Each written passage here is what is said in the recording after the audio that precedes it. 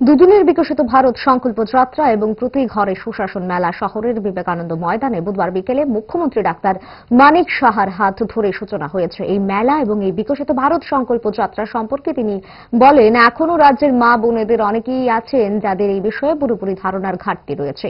এছাড়া হতে পারে কাজের কারণেই হোক বা অন্য কারণেই হোক তারা সেই সুযোগটা নিতে পারেনি। পশ্চিম জেলার ব্যবস্থাপনায় এই মেলার আয়োজন সম্পর্কে জেলাশাসক বিশাল কুমার জানান, এই সংকল্প যাত্রার বিষয় 6 লক্ষের অধিক মানুষের কাছে পৌঁছেছে, কিন্তু সুবিধা নিয়েছেন 5 লক্ষের অধিক মানুষ। জন্য সবার কাছে বিনম্র অনুরোধ।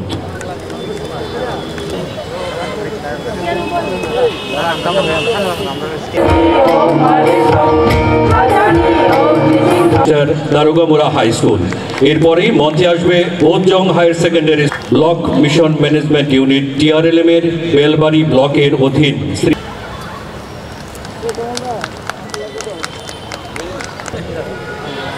এই পর্যায়ে আমরা গ্রাম পঞ্চায়েত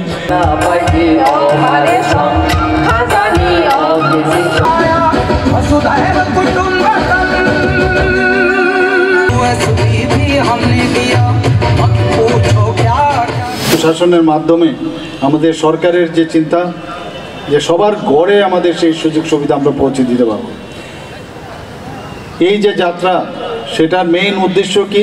উদ্দেশ্য হচ্ছে এখনো অনেক যারা আমাদের মা বোনেরা আছেন, আমাদের ত্রিপুরাবাসীতে বিশেষ করে অনেকে এই বিষয়ের যে সম্যক ধারণার কিছুটা ঘাটতি ছিল বা কোনো কারণে ওনারা কাজের কারণেই হোক ওনারা সেই সুযোগটা নিতে পারেন।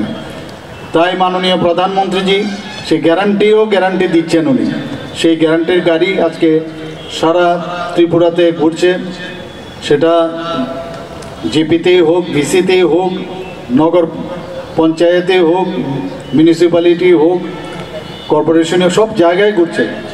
তো সব জায়গায় আমাদের সেটা শুরু হয়ে গেছে এবং আমাদের কাছে এখন পর্যন্ত যে রেজাল্ট, যে সব মানুষ এতে খুশি এবং মানুষ তার সুযোগ গ্রহণ করতে পারছে। গ্যাস, অম্বল, গলা বুক জ্বালা ও পেটের অন্যান্য সমস্যার থেকে সুরক্ষিত থাকতে ব্যবহার করুন গ্যাসনল। অরিও ফার্মা, 5 দশক ধরে মানুষের ভরসা।